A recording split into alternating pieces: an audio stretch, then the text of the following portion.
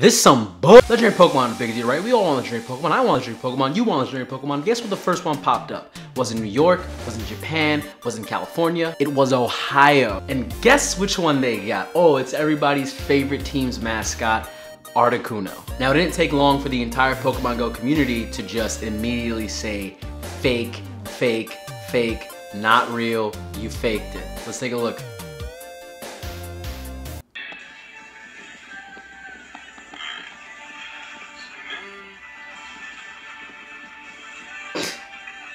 I can't even see because it blends in. Alright guys, there he is. No! No! Why would Articuno even look like that? Looks mad derpy. It's sitting right now at Austin Landing. That can't be real. It looks so derpy. It's like... A lot of people think it's the current glitch that's going on with Pokemon where when you capture a Pokemon, it turns into another Pokemon.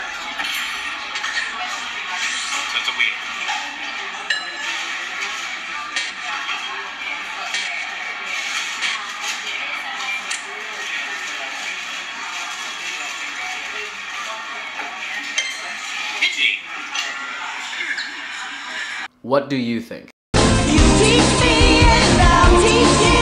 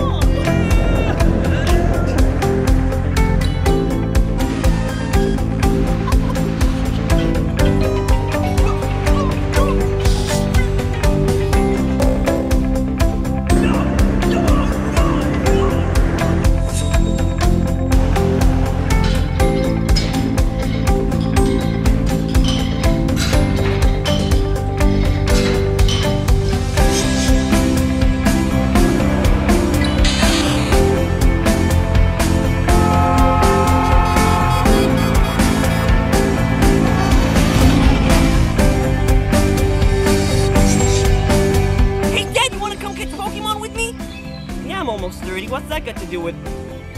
Well, in the ad they had families, you know, running around. Well, fine.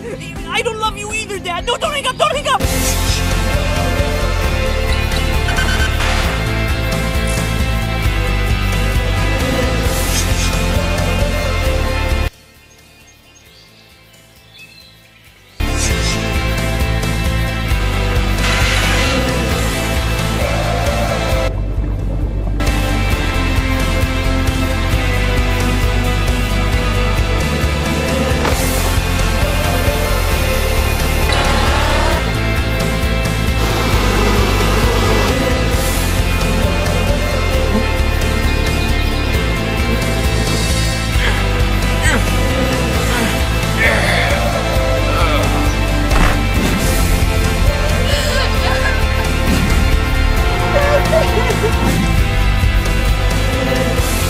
Never again. Never again.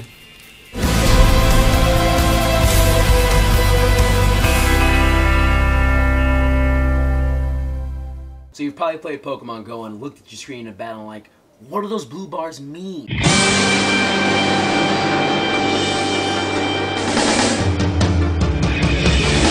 So whenever you're in a gym battle, your Pokemon will have a little blue bar on its thing that looks like this. Wait, there we go. Now those vary depending on the move and the type of Pokemon. For example, you can have one that looks just like this. Look, it's a little bit more, when it comes in, a little bit more smaller than the other one. Okay, there we go. Now what those bars indicate are the time it takes for your Pokemon to build up a charge to actually use those moves. And the bigger the bar, chances are the more damaging it is. But also the increase in the amount of time and it actually takes you to the move again. So if you had the little tiny bars, little 3-space-1, 4-space-1, like check this out right here. This one right here, like this vice grip move.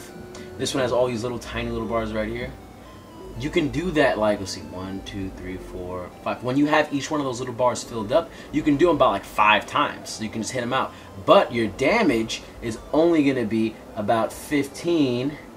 Focus, 15. Right there. 15. Which in 5 attacks will equal math 75 damage. Whereas like if you had a Blastoise and did a Hydro Pump or just did a Hydro Pump period, it would be roughly a bigger bar and it would be 60 damage all in one shot. Just one big attack and that's it. So I'm going to show you what that looks like in the field. Alright, so the gym is right over there somewhere.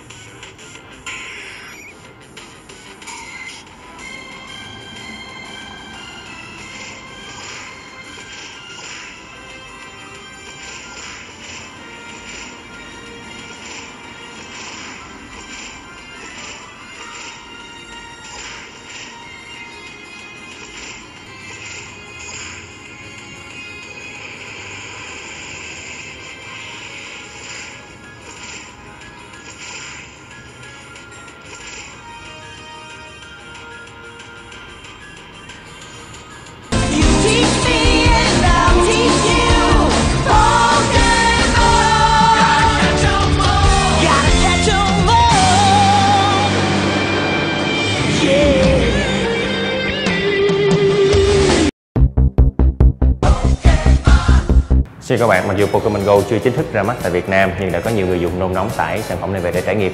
Vì thế một số người chơi không biết cái thông tin cơ bản cũng như những cái mẹo để mà khám phá thế giới này. Trong cái series mỗi ngày một mẹo, Pokemon Go tiếp theo, Sing.vn sẽ gửi đến các bạn những cái thông tin cơ bản, hướng dẫn cơ bản cũng như những cái tip trick để chúng ta khám phá thế giới này thành công và vui vẻ hơn. Trong số đầu tiên thì chúng tôi hướng dẫn các bạn những bước đầu tiên khi rồi bước vào thế giới Pokemon Go.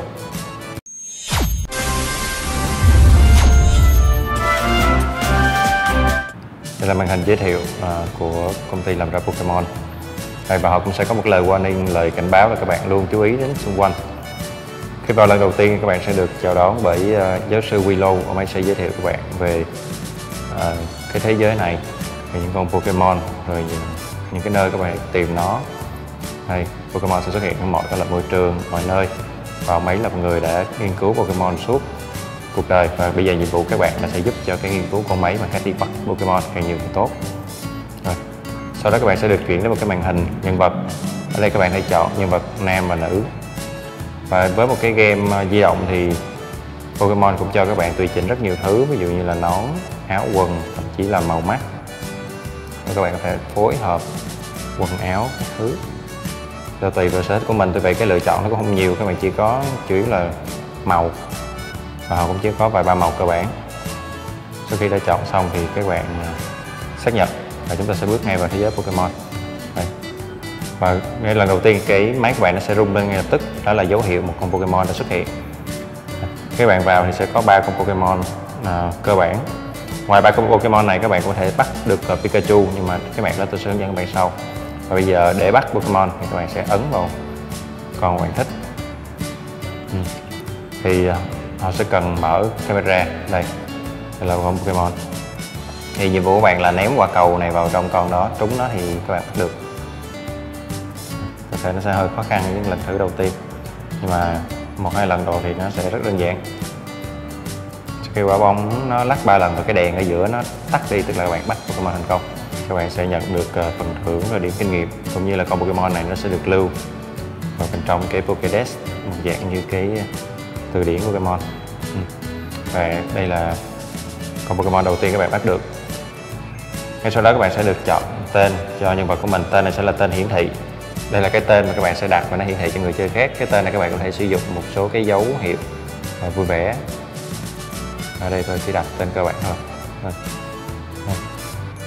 Và sau khi đặt tên xong thì cái hành trình Pokemon của các bạn sẽ bắt đầu. Ông anh sẽ giới thiệu một số cái điểm để mà các bạn có thể tìm kiếm, ví dụ Pokestop hay là những cái chỗ đáng chú ý khác. Đây. Và các bạn sẽ di chuyển cái con này bằng cách các bạn đi. Thì cơ bản như vậy là các bạn đã hoàn thành được những cái bước setup đầu tiên cho cái thế giới Pokemon. Nhiệm vụ tiếp theo của các bạn nữa sẽ là đến các cái Pokestop. Đây là những cái điểm ở kế bên. Thì đến đó thì các bạn chỉ cần lướt vào cái hình như thế này để lấy một số cái quà. Và đó là những cái bước đầu tiên để các bạn setup hoàn thành cái nhiệm vụ đầu tiên trong Pokemon.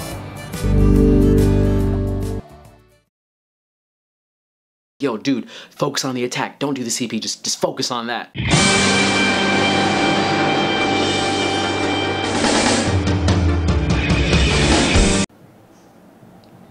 You probably only care about your CP, but I'll tell you right now, that's not the thing you should be worried about. Now, if you've been playing Pokemon Go for the past week, you understand that the big thing in the game is bringing up your Pokemon CP and capturing Pokemon with a high CP. Pretty much, CP is the Pokemon's level. That's it. It's like, you know, you have level 1 to 100. Well, I think you have level 1 to 1,000 in Pokemon Go. I believe that the higher the CP, the higher the chance you'll hit a Pokemon, and maybe the higher the crit. But other than that, I don't think it plays that big of a part other than boosting your HP. And you really shouldn't be wasting your candies or your Stardust on raising a Pokemon CP off the jump. I think what people need to start paying attention to is the hidden numbers in a Pokemon that no one even looks at. So you have, look, this is the first Bulbasaur I ever had, right? Boom. He has a 12 tackle, and he has a 60 power whip. Now, his CP level is 58.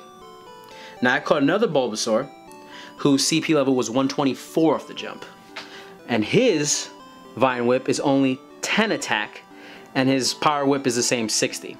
Now, he has a higher CP, which means he has a higher HP pool. But it doesn't make sense for me to level that Pokemon up because at, let's say, level 200, if they're both at level 200, both these Bulbasaurs, my Bulbasaur at level 200 with 12 on its Vine Whip will do more damage versus that Bulbasaur in a fight, which is way more important than having a higher CP, because at the end of the day, if I'm doing more damage, I'm gonna win the fight. But if CP directly affects your accuracy, then, you know, it kind of like counterbalances, like what's the difference between CP levels, like, you know, that's when it comes into play. But it's just like the old Pokemon games, you know, you had IVs and EVs, and IVs is what people wanted. They wanted the perfect IV'd Pokemon, and then they would put all their time and resources into leveling this Pokemon up, because it will just do more at the same level as another Pokemon. So I think we as trainers now need to go out, and when we capture Pokemon, don't just go right to the, oh, it has a big CP number. No, take a step back, look at that attack, see what's stacking, and then decide whether you want to transfer one Pokemon or not. Because if you have a Bulbasaur that has like 25 Vine Whip and like 100 Power Whip, but it has like a 60 CP, but then you have this Bulbasaur that has like 160 CP, but only has like 10 and 20 on those moves, why would you keep the one with the higher CP? Those numbers don't go up. They stay the same unless you evolve them. So when I have my Venusaur at level 1000 and your Venusaur level 1000, mine's gonna be the better Venusaur in the fight. It just makes more sense.